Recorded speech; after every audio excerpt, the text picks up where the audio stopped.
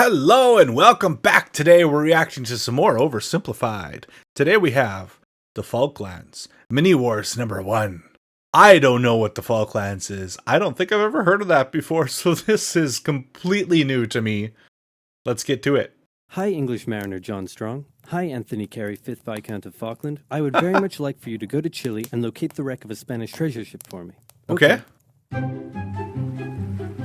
I like treasure chests. Hey, they have the TikTok song. Hey, I found some islands. Where's the The Falklands? English were probably not the first to discover the Falklands, but they were the first to write it down. They found it to be cold, wet, and miserable, just like home. So they established a colony in 1765, unaware that the French had also discovered the islands and done the same a year earlier. And for a while, the two were unaware They of do each like other's their existence colonies. until presumably there was an awkward moment where they ran into each other.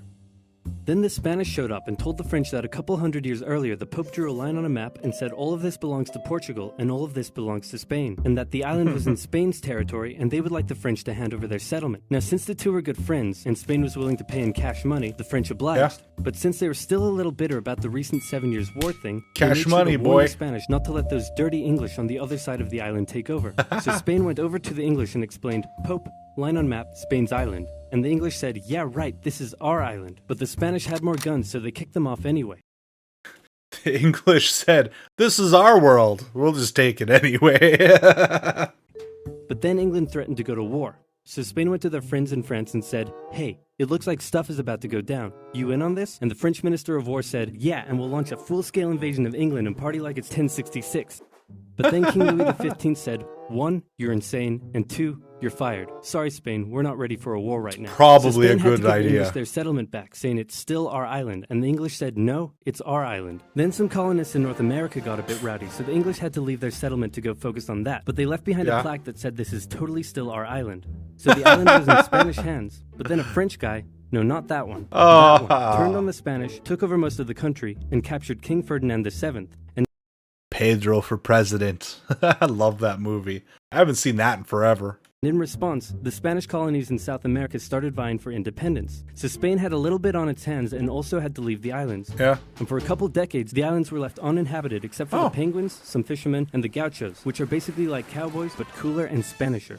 A merchant from Hamburg living in the now independent United Provinces of I have to admit, Spanish cowboys does sound pretty cool. the Rio de la Plata heard about the feral cattle roaming the Falklands and thought it would be a good way to make some money. So he got permission from both Buenos Aires and the British government to set up trade there as a private venture. Some American ships came down and began hunting whales and seals around the islands, and Verney wasn't too happy about it. So he asked Buenos Aires for some military assistance in defending the islands, but Buenos Aires said, meh, do it yourself, gave him some weapons, and appointed him governor of the islands. So Hey, he there you seized go. the U.S. ships and arrested their crews. In response, two things happened. How? First, America came down and said, nice settlement you have there. Would be a shame if someone destroyed it. Nice settlement you have there. Would be a shame if someone found some oil on it. That's not what happens, is it? And then they destroyed it. Second, Britain heard Verney had been appointed governor, meaning the United Provinces, actually now the Argentine Confederation, were officially claiming the islands as theirs. So Britain showed up and said, hey, didn't you see our plaque? And since they had more guns, they kicked them off the island. And the Falklands remained firmly in British hands for the next century. They officially became a crown colony in 1840. Port Stanley became the island's capital in 1845. The cattle hides from the island weren't worth much, so they imported sheep from Britain in 1851. 2 world wars came and went, and all this time the Argentinians never rescinded their claim over the islands. Wow. Now it's 1976, and after a couple civil wars, a new brutal military dictatorship sponsored by the US fight against communism has taken control in Argentina. And by 1981, thanks, this guy was in America. power. The economy had been struggling for a long time, and Galtieri had been unable to improve the situation. Now, if you ever find yourself the brutal military leader of a struggling South American country and you start getting into hot water, As it happens. here's a bit of advice that has been tried and tested throughout the centuries. Start a war to distract everyone from their misery. Galtieri knew how popular he would be if he could finally take back Argentina's last starting to Malvinas from become the a theme. occupying British. There had been proposals to cut British military spending, and the ice patrol vessel HMS Endurance had been withdrawn from the area. So the Argentinians assumed the British may not even bother doing anything about the invasion. After easily capturing the largely uninhabited South Georgia island, 600 Argentine troops were sent to the Falklands. The small number of Royal Marines and other British forces stationed there put up a small amount of resistance, but in the end had to surrender to the larger Argentine Argentine force. Crowds in Argentina celebrated the news, but they were wrong to assume the British would do nothing, because the person in charge of the United Kingdom at the time was this lady. Thatcher was a somewhat controversial prime minister, but whether you loved her or hated her, there was no denying that she was tough. Like metal. Iron, for example. She immediately declared an exclusion zone around the islands and organized for a task force of over 100 ships to set sail for the Falklands. The United Nations expressed concern You messed at the up, Argentine Argentina. invasion. All South American nations apart from Chile backed Argentina. And since the United States had propped up the Argentine dictatorship, Reagan went to Thatcher and said, "Could you maybe just let them have the islands?" And Thatcher said no. Okay, here, have some weapons. Fighting a war over 8,000 miles from home was a logistical challenge for the British. They requisitioned civilian cruise ships and... Wait. So, America was the ones who propped up the Argentine government, who then invaded the island to take it from the British. So then America went to Britain and was like, here's some weapons to help you fight against the Argentina, who we put the... What? containers, and they used British-owned Ascension Island as a forward base. By the time they arrived at the Falklands in May, the Argentine forces had had time to entrench themselves. The first task for the British was to gain control of the seas, which they did easily. On the 2nd of May, a British submarine sank an Argentine cruiser. The sinking was controversial, as it occurred outside the British exclusion zone. It was also the largest loss of life in a single incident during the war. And in response, the Argentine Navy withdrew from the islands.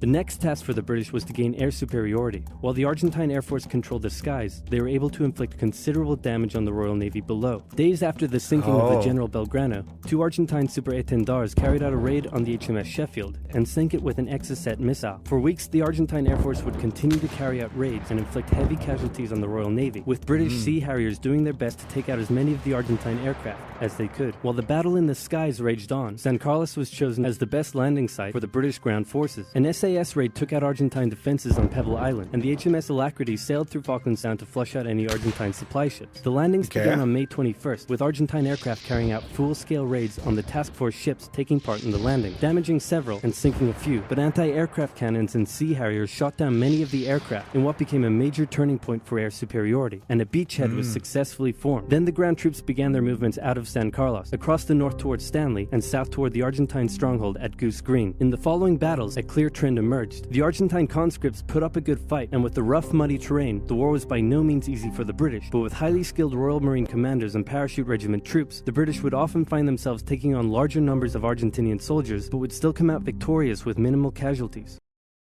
How big are these islands? I've never heard of the Falklands before, actually. How did I never hear of this? The 14-hour-long battle for Goose Green commenced on the night of May 28th. The battle ended in a decisive British victory, with over 900 Argentinians surrendering. Then, with 5,000 reinforcements arriving from the 5th Infantry Brigade, the British started preparing for their final assault on Stanley. In a series of hard-fought battles, they took control of the hills and mountains surrounding the town, as the Argentine forces withdrew, with British ships shelling their positions from offshore. Utterly surrounded, on the 14th of June, the Argentinians surrendered, and the war was over. The 2-month-long war claimed hundreds of lives and left the island strewn with minefields that still pose a problem to this day. Argentina, that was a really bold move because it's Britain. What if they decided to, I don't know, liberate you next? Argentina still claims the islands, but in 2013 a referendum was held, and the islanders voted 99.8% in favor of remaining British. Plus, oil was just found near the islands, so the British probably aren't going to give them up anytime soon. America's gonna come next. Oh, that was good. I love these guys. They make really good videos and keep it entertaining. I've never heard of the Falklands. I've never heard of that at all. This is all completely new to me. I also grew up in America, so our school systems aren't the best. Let's just be honest about it. We have to pay for school, and they're not that great. Yeah. Anyway. Thank you so much for watching. I really appreciate you, and I hope that you have a wonderful day.